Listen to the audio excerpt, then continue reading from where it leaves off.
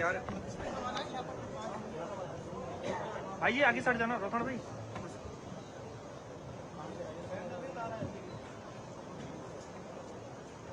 थोड़ा सा साइड हो जाना।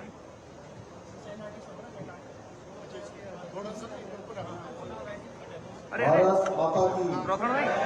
भारत माता की। अंतर्राष्ट्रीय योग महोत्सव के अवसर पर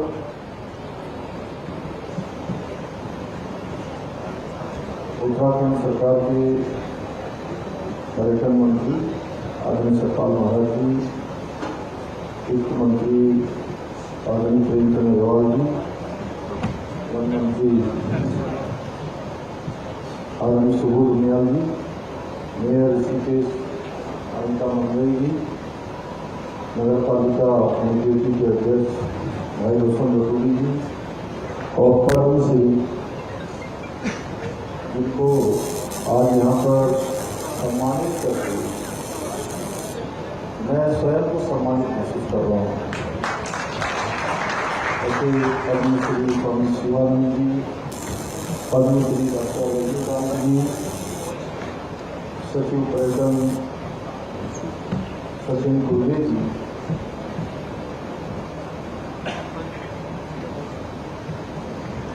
एमडी विनोद गोस्वामी जी, अरे बीच से मत जाओ यार सामने। हमारे देवाचार्य जी और सभी आए हुए हमारे अतिथिगण, हमारे भारतीय जनता पार्टी के जिलाध्यक्ष श्री रविंद्र राणा जी, हमारे मंत्री धनिया जी एवं सभी उपस्थित सभी अतिथिगण, सभी इस योग की धरती पर पधारे सभी हमारे महानुभाव। मैं आज अंतर्राष्ट्रीय योग महोत्सव के उद्घाटन अवसर पर देवभूमि उत्तराखंड पधारने पर आप सभी महानुभावों का मैं मां गंगा के तट पर अपनी ओर से हार्दिक स्वागत एवं अभिनंदन करता हूँ। प्रत्येक वर्ष की भांति इस वर्ष भी अंतर्राष्ट्रीय योग महोत्सव का आयोजन करना उत्तराखंड राज्य के लिए सम्मान की बात है और इस ऐतिहासिक अवसर पर आप सबके बीच में आकर मैं भी अत्यंत ही गौरव का अनुभव कर रहा हूँ कि ऐसे महानुभाव जिन्होंने योग के क्षेत्र में अपनी विशेषताएं प्राप्त की और योग को संपूर्ण विश्व के अंदर ले जाने का काम कर रहे हैं। उन सबके बीच में आना अपने आप में स्वयं सौभाग्य की बात है।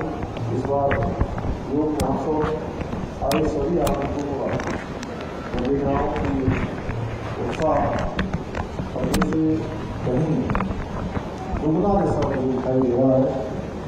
भाई बहनों, देवभूमि उत्तराखंड देश की आध्यात्मिक और सांस्कृतिक राजधानी है। योग और वेलनेस का एक उत्कृष्ट केंद्र भी है, इसलिए हमारी सरकार ने प्रदेश में योग और वेलनेस के केंद्रों को विकास करने के लिए निरंतरता से इस ओर जहाँ हमें हमारे अध्यक्ष भी बैठे हैं तो मध्या जी और सब लोगों ने मिलकर इस क्षेत्र में निरंतर कार्य कर रहे हैं। जो हमारे देश की प्राचीन परंपरा है, योग के माध्यम से उत्तराखंड में भी लोगों को देश विदेश में एक नई पहचान मिली है। केंद्र सरकार द्वारा योग के क्षेत्र में काम कर रहे उत्तराखंड के लोगों को सम्मानित किया जाना, ये हम सभी उत्तराखंड वासियों का सम्मान का विषय है। ये हमारा सौभाग्य है कि अंतर्राष्ट्रीय योग महोत्सव में पद्मश्री से सम्मानित स्वामी शिवानंद जी, जिनकी आयु 108 साल साक्षात हमारे सामने, और पद्म भूषण श्री रजनीकांत जी, उनका भी हमको बहुत सारे क्षेत्रों में हमारे योगदान देते रहते हैं, कृषि और उद्यान के क्षेत्र में।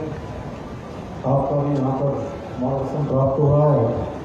योग महोत्सव में आमंत्रित जहाँ एक योग ध्यान प्राणायाम की जो बारीकियाँ हैं उनको सीखने को मिलता है, वहीं दूसरी ओर वे नाड़ी परीक्षण और आयुर्वेद शिविरों के माध्यम से अपनी जो समस्याएं हैं उन समस्याओं का भी निःशुल्क रूप से समाधान पाते हैं। और पिछले दिनों जब हमने योग की महत्ता को, योग और आयुर्वेद, आयुष, इसकी महत्ता को हम लोगों ने बहुत नजदीक से महसूस किया है। कहीं जाने की आवश्यकता नहीं। हम कोरोना के कालखंड को याद करें तो योग और आयुष की जो महत्ता है हम सभी लोगों ने उसको भली भांति महसूस किया है। मुझे बताया गया है कि इसके साथ साथ इस महोत्सव में महत्वपूर्ण विषयों पर विभिन्न सार्थक चर्चाओं के माध्यम से योग के विभिन्न आयामों पर किए गए शोध और अन्वेषण की जानकारियां भी इस योग महोत्सव में दी जाएगी।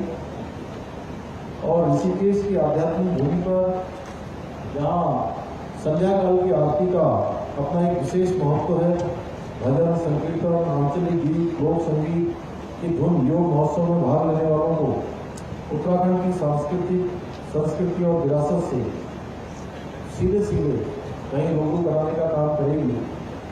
भाइयों बहनों, हम सभी लोग चाहे कितने भी तनावपूर्ण माहौल में रहे, कुछ मिनट का अगर हम ध्यान कर लेते हैं तो ये हमें जहाँ मानसिक रूप से और शारीरिक रूप से, दोनों ही रूप से हमारी क्षमताओं को बढ़ाने का काम करता है। आप सभी लोगों ने, जिसने योग किया होगा, जिसने ध्यान किया होगा, उसने भली भांति इस बात को महसूस किया होगा। और अतिरिक्त जब आज के जो हमारी दिनचर्या हो गई है, जिस प्रकार का हमारा जीवन हो गया है, उस जीवन में योग और ध्यान दोनों का ही महत्व अत्यधिक बढ़ जाता है। क्योंकि जब तक मन की शांति नहीं होगी, मैं कह सकता हूं कि मन की शांति के बिना तन की शांति भी संभव नहीं। अगर तन की शांति चाहिए तो मन की शांति बहुत जरूरत उसकी है, और वो अगर हमें किसी से मिल सकता है तो योग और ध्यान से मिल सकता है। इसलिए हमें योग को एक अतिरिक्त काम के तौर पर नहीं लेना है, बल्कि योग को जानना भी है और योग को जीना भी है। हमें योग को पाना भी है और योग को हमें अपनाना भी है। योग की महत्ता, जो लोग योग महोत्सव में आए हैं और रजनीकांत जी और हमारे स्वामी शिवानंद जी, यह तो योग को मानते नहीं हैं बल्कि जानते हैं। और हममें से बहुत सारे लोग हैं जो योग को अंदर से नहीं जानते, केवल मानते हैं। इसलिए मैं कहूँगा कि योग को हमें पाना भी है, योग को जानना भी है और योग को मानना भी है।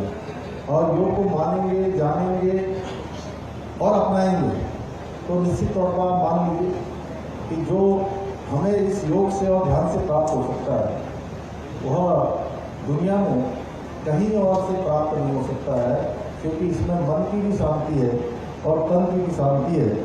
और हमारे शास्त्रों की बात करें तो गंगा के तट पर योग और ध्यान करने का फल सर्वोत्तम माना गया है। यही कारण है कि आदिकाल से ऋषिकेश हमारे ऋषियों की, मुनियों की यह तपस्थली रही है। आदरणीय प्रधानमंत्री मोदी जी के नेतृत्व में भारत विश्व के अंदर योग का संदेश दे रहा है। ऐसे में हमारे इस माँ गंगा के तट पर इस योग महोत्सव का महत्व और भी बढ़ जाता है। मैं जब योग की बात हूँ तो आदरणीय प्रधानमंत्री जी का भी जरूर स्मरण करना चाहूँगा कि आज जो हमारे योग, जो हमारी हमेशा से जो हमारी जीवन पद्धति में रहा है, जो हमारी संस्कृति में रहा है, जो हमारे साथ हमेशा से रहा है, यानी कि न योग पुरातन है न योग नूतन है, योग सनातन है, जो पहले भी था अब भी है और हमेशा हमेशा रहेगा। और प्रधानमंत्री मोदी जी ने इस योग को पूरी दुनिया के अंदर ले जाने का काम किया। आज पूरी दुनिया भारत की जो संस्कृति है, भारत की जो परंपरा है, उस परंपरा को अपना रही है। भारत की जो हमारी प्राचीन विधियां हैं, सनातन विधियां हैं, उन सभी विधियों को अपना रही है। इसलिए आज पूरी दुनिया योग कर रही है। कुछ लोग हो सकता है योग में भी कई बार लोग उसमें भी ऊपर नीचे की बातें कर सकते हैं, कुछ दिखाने के लिए कर सकते हैं, लेकिन मैं देखता हूँ बहुत सारे लोग कुछ राजनीतिक मजबूरियों के कारण कहिए या कुछ अपना फेस सेल के लिए कहिए, वो योग महोत्सव और योग जैसे कार्यक्रमों में सम्मिलित तो नहीं होते हैं, लेकिन वह भी अपने घर में योग जरूर करते हैं। यह योग की बात है। भाइयों बहनों, ऋषिकेश हमारा नैसर्गिक रूप से यहाँ की सुंदरता ऐसी है कि लोग स्वयं यहाँ प्रकृति का आनंद लेने के लिए आते हैं और योग महोत्सव के दौरान यह सौंदर्य और आनंद अपने परम को छू लेता है, अपने चरण को छू लेता है। संपूर्ण विश्व में आज हमारे ऋषिकेश को योग की जो है अंतर्राष्ट्रीय राजधानी कहा जाता है। यह हम सब लोगों के लिए बहुत गौरव की बात है।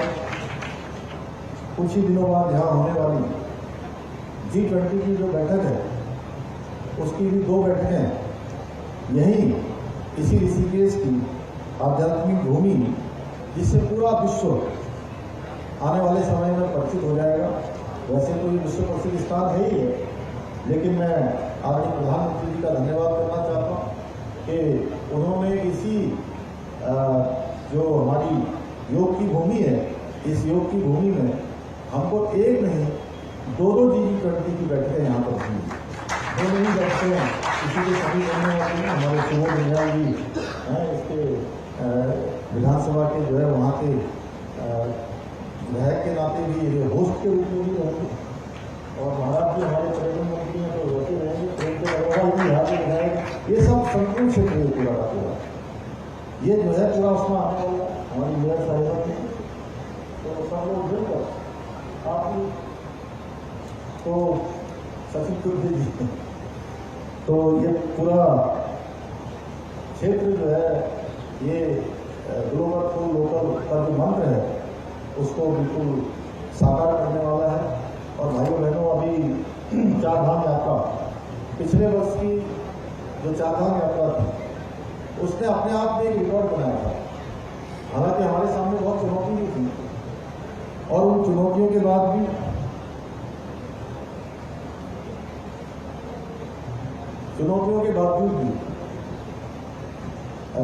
गत वर्ष की यात्रा अपने आप में रिकॉर्ड यात्रा, जिसमें 50 लाख से भी ज़्यादा श्रद्धालुओं ने, ज़्यादा तीर्थयात्रियों ने देश विदेश से आकर इस पुण्य भूमि का दर्शन किया है, यहाँ की देव भूमि का दर्शन किया है, 4 धाम यात्रा में भाग लिया है।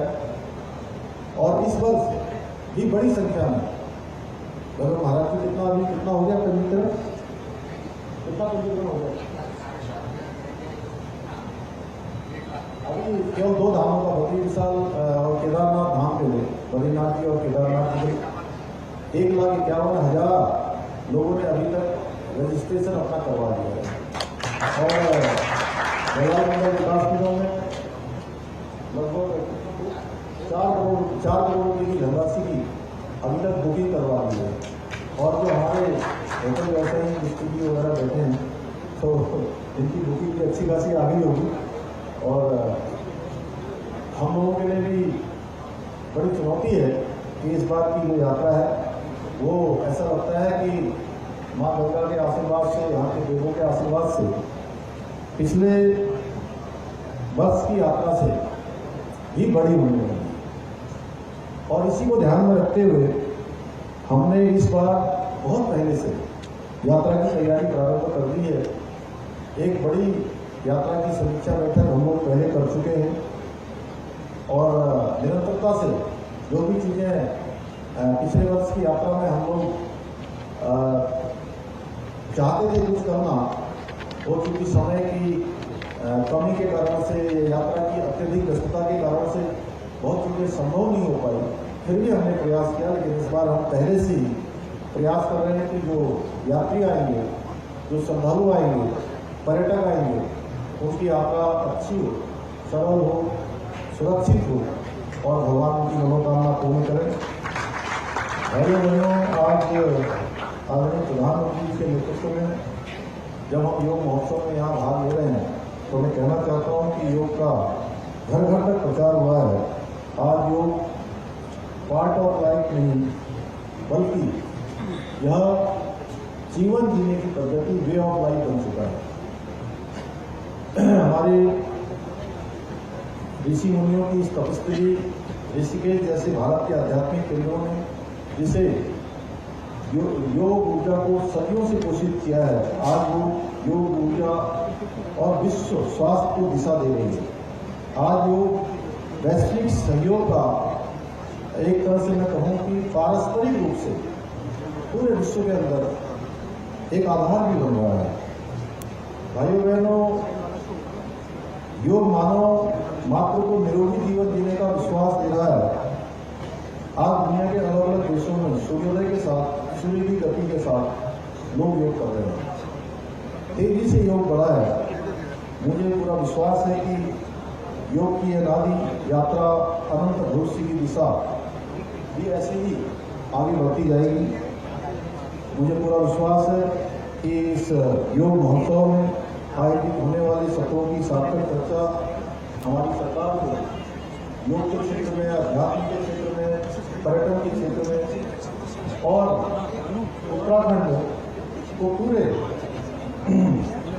विश्व के अंदर और अधिक कार्य करने के लिए निश्चित रूप से प्रेरणा भी देगी, प्रेरित भी करेगी। और यहाँ से जो विचार निकलेंगे वो निश्चित रूप से हम सब लोगों के लिए आगे का कार्य हमको कैसे करना है, किस रूप में करना है, उसमें भी कहीं न कहीं हमारा सहयोग होगा।